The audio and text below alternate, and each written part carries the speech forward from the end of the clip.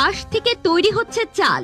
বাজারে এসে গেল চালের বিকল্প। সেই চাল থেকে রান্না হচ্ছে ভাত, পায়েস, পোলাও সহ নানান ধরনের খাবার। বাঁশফল থেকে চাল তৈরি করে সবাইকে তাক লাগিয়ে দিয়েছেন দিনাজপুর জেলার ফুলবাড়ী উপজেলার এলুয়ারি ইউনিয়নের পাকাপান গ্রামের দিনমজুর সঞ্জু রায়। ভাতের জন্য লাগে এক ধরনের চাল, আবার পোলাও বা পায়েসের জন্য থাকে ভিন্ন ধরনের চাল। এসবের দিন পেরিয়ে বাজারে এসেছে বাঁশের চাল। বাঁশ বাগানে ধানের মতো থোকায় থোকায় ঝুলছে ফুল। বাঁশের কঞ্চির মাথায় মাথায় ঝুলছে এসব ফুল। শুধু তাই নয়, কেটে ফেলা বাঁশ থেকেও বেরিয়ে আসছে ফুল। সেই ফুল সংগ্রহ করে বানানো হচ্ছে এই চাল। বাঁশের চাল মূলত মরা বাঁশের অঙ্কুরিত বীজ, যা একটি বাঁশের জীবনকালের শেষের দিকে হয়। তাই একটি পূর্ণবয়স্ক গাছে ফুল ধরতে অনেক বছর সময় লেগে যায়। তাই এই চাল সহজলভ্য নয়। তার বাঁশবাগান থেকেই উৎপন্ন হচ্ছে এই চাল। বাড়ির পাশের বাঁশঝাড় থেকে বীজ সংগ্রহ করে কুলায় ভালো করে ঝেড়ে নিতে হয়। এরপর তা নিয়ে যাওয়া হয় পুকুর পাড়ে। পুকুরের পানিতে ভালো করে ধুয়ে কাদামাটি পরিষ্কার করে নিতে হয়। এরপর তা রোদে শুকিয়ে ধানের মতো মিল থেকে ভাঙিয়ে আনেন তিনি।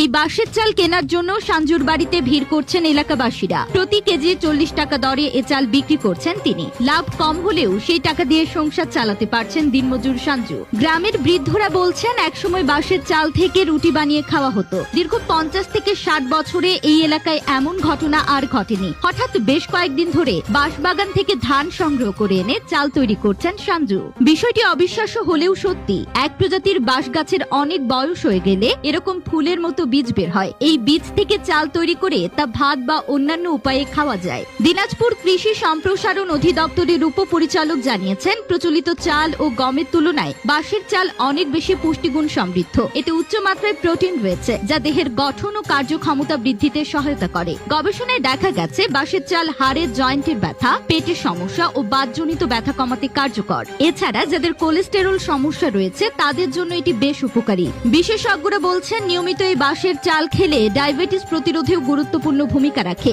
সঞ্জু রায় বলেন, রান্নার ক্ষেত্রে এটা অন্য চালের মতোই, এর স্বাদ খুবই মিষ্টি। রান্নার পর যে গঠনগত উৎকর্ষতা পাওয়া যায় সেখানেই এর ভিন্নতা রয়েছে। এটা বেশি বেশি চিবাতে হয় ও ভেজা ভেজা ভাব থাকে। এই চাল এখন বেশিরভাগ খিচুড়ি রান্নার কাজে ব্যবহৃত হচ্ছে। তিনি আরো বলেন, বাঁশফল থেকে চাল উৎপন্ন করা যায় এটা আমি জানতাম না। পাশের গ্রামের কালীচন্দ্র রায় এ ব্যাপারে আমাকে বললে আমি বাঁশফল সংগ্রহ শুরু করি। পরবর্তীতে আমি চাল উৎপাদন করতে সফল হই। বর্তমানে প্রতিদিন 20 কেজির মতো বাঁশফল সংগ্রহ করে তা ভালো করে ধুয়ে শুকিয়ে চাল বানিয়ে পাড়া প্রতিবেশী এবং স্থানীয় বাজারে বিক্রি করছি। ইতিমধ্যে অনেকে চাহিদা দিয়ে রেখেছে। সঞ্জুর এই বাঁশফল থেকে চাল তৈরির প্রক্রিয়া সত্যি আমাদের সবাইকে অবাক করে দিয়েছে। এভাবেই নতুন নতুন উদ্ভাবনের মাধ্যমে এগিয়ে যাবে বাংলাদেশ। দিনাজপুরের সঞ্জু রায় তার সৃজনশীল চিন্তা দিয়ে সেটাই প্রমাণ করলো। যাই হোক, আজ এখানেই শেষ করছি। আপনার মতামত